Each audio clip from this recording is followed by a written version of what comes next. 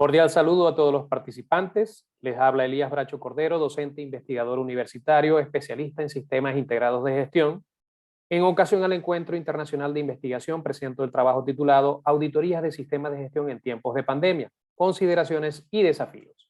Los objetivos de la ponencia son presentar las características de las auditorías remotas de los sistemas de gestión bajo las normas ISO, a fin de comprender las aplicaciones de dichas auditorías, junto con las consideraciones claves y desafíos en tiempo de pandemia. La crisis mundial producto del coronavirus continúa ejerciendo consecuencias sin precedentes a la sociedad en general, lo que ha hecho estragos en la economía mundial, acarreando grandes impactos a la continuidad de los negocios, donde las empresas se han visto en la necesidad de considerar cambios profundos en sus métodos de trabajo, afectando directamente el sistema de gestión de cada organización, sus estrategias y programas. Un sistema de gestión se define como un conjunto de elementos interrelacionados y que interactúan para que una organización establezca las políticas, los objetivos y los procesos necesarios a fin de lograr el propósito de cada sistema de gestión o la integración de estos.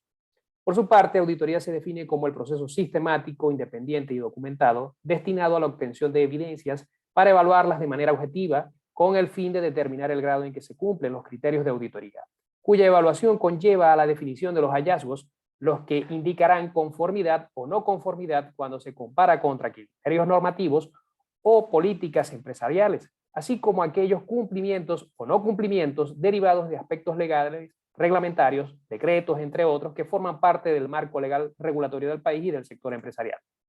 Entonces, una auditoría remota sigue siendo un proceso donde el auditor realiza la evaluación de la conformidad en cualquier sitio diferente a la ubicación del auditado mediante el uso de recursos tecnológicos que le permita llevar adelante las actividades de auditoría.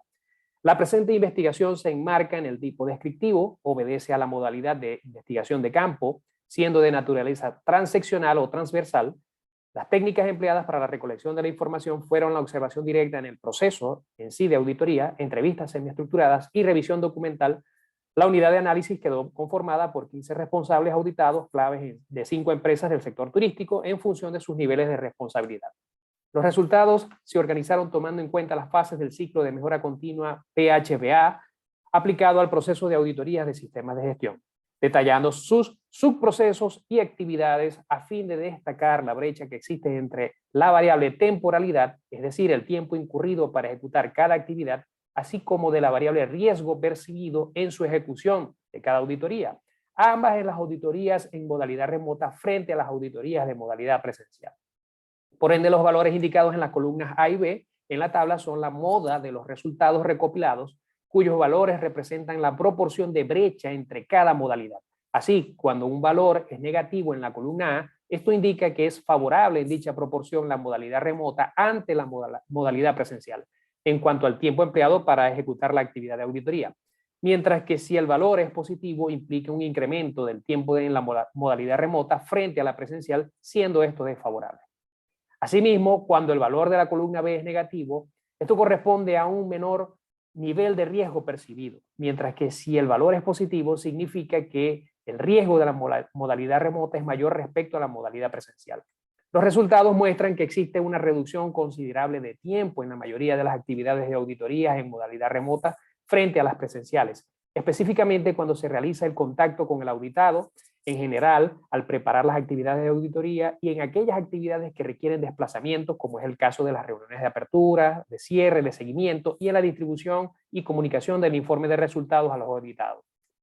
Por su parte, la percepción del riesgo se ve incrementado en la mayoría de las actividades del proceso en modalidad remota frente a las presenciales, donde destacan la revisión de la información documentada tanto previo a la ejecución como durante la realización de la auditoría, y en aquellas que requieren conjugar distintos métodos para disminuir el nivel de incertidumbre de los datos e información recopilada al momento de emitir los hallazgos y conclusiones de la auditoría. Estos últimos son distinguidos en los requisitos especificados en las normas de sistemas de gestión, en los apartados o capítulos o subcláusulas 8 y 9, planificación y control operacional, y en la evaluación del desempeño respectivamente. Las conclusiones del estudio demuestran que el método aplica para auditorías de seguimiento y recertificación, es decir, de mantenimiento de la certificación. Y por supuesto para auditorías de primera parte, que son las auditorías internas, y para las de segunda parte en las evaluaciones de competencia de proveedores. No aplica para auditorías iniciales o de certificación por primera vez según el Instituto Nacional de Normalización de Chile. Esta modalidad requiere del uso óptimo de las tecnologías para la información y la comunicación. Se deben considerar los riesgos del método remoto para determinar la viabilidad de la auditoría en cada caso. No todas las normas ni todas las cláusulas pueden ser auditadas en forma efectiva con esta modalidad, como es el caso de las cláusulas 8 y 9 de las normas comentadas anteriormente. También requerirá la digitalización de la información documentada y robustez de la trazabilidad.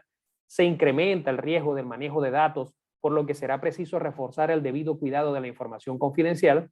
Se presenta reducción considerable en el tiempo de ejecución de las actividades de auditoría por la eliminación de traslados físicos.